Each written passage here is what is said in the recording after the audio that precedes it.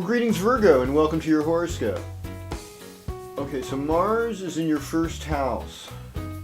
So Mars has been in your first house since like, what, November? And it's really not going to be out of there until, oh goodness gracious, I think we're talking July.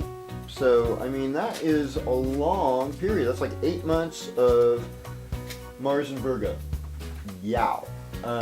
So let's think, we're right in this middle of this 8-month period, and in some ways you've been more like an Aries than like a Virgo. You're like, really? Oh, I would never think of myself like that.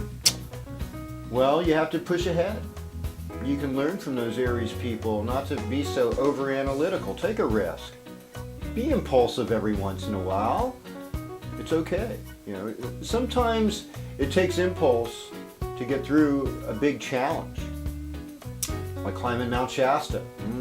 It's a hard one, unless you're like super athlete or something, but for most people, even athletic people, it's a pretty hard thing to climb Mount Shasta. It's like, climbing up and down the Grand Canyon in one day is pretty hard.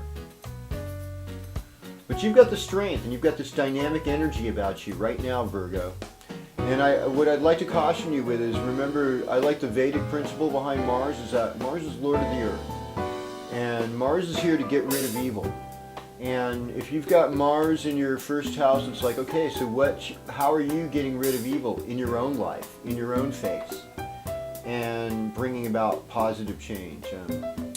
Jupiter is in your 9th house. This is an excellent time for travel, and the Sun is in your 6th house. So, you become even more Virgo-like. You're like, okay, this is what we got to do at work. We got to keep it together. But it's also a time, though, where you're more vulnerable to colds and flus and seasonal chills, because the 6th house rules our health.